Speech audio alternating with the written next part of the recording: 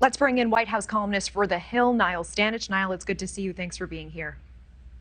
Good to see you, Natasha. And we saw Joe Khalil describing slightly smaller crowds. Niall, any indication of differences in enthusiasm or support for former President Trump on the part of the GOP as he hits the campaign trail today? He certainly had a tough couple of months. I think his campaign, frankly, has been lackluster since he launched it in mid-November, just a week after the midterm elections. Those midterms, of course, had gone rather badly for his endorsees, and they'd gone exceptionally well for Florida Governor Ron DeSantis. So DeSantis has risen, Trump has fallen a little bit. I don't know that that means that, DeSantis would necessarily beat him. Trump is still the front runner, but I do think that there are, at the minimum, more questions hanging around a Trump candidacy than there were even 3 months ago. Sure. And Trump saying that he doesn't suspect he'll have much competition for the GOP nomination. How accurate is that statement when you look at polling? And is DeSantis still the major likely challenger here? DeSantis is certainly the most serious rival if he gets in the race.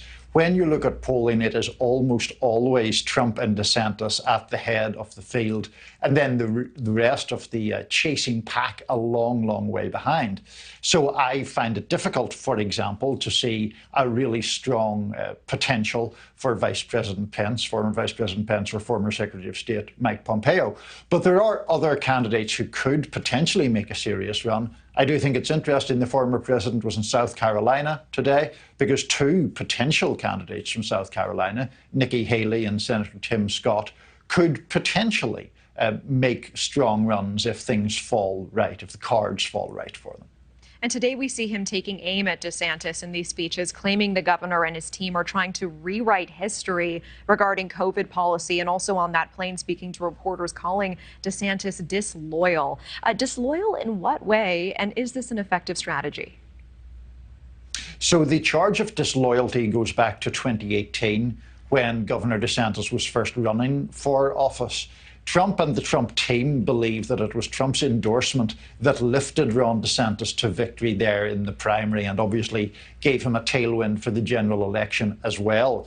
So Trump takes the view that he essentially saved or made DeSantis's political career.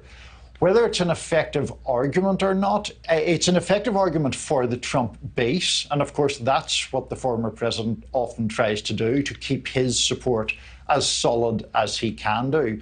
Whether people who are yet to make up their mind in terms of whom they would support really care about what happened in the 2018 Florida gubernatorial primary seems much more doubtful.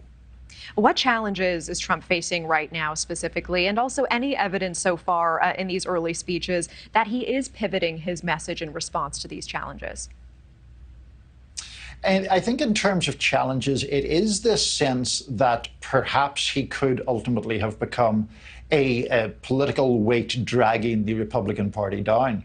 That, of course, goes back to the midterm elections, but it reinvigorates questions that have hovered around Trump for a long time. Remember, he lost the 2020 election by something in the region of 7 million votes.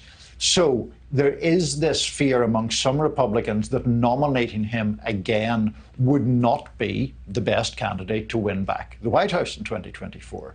That, I think, is the chief challenge. I'm not seeing a whole lot of evidence that Trump is changing his approach in order to address those problems. But it is interesting, I would say, that he has taken head on this criticism that he's not doing enough rallies, talking about just how long is still to go before any votes are going to be cast this election cycle. All right, Niall Stanage, appreciate the analysis. Thank you so much for your time.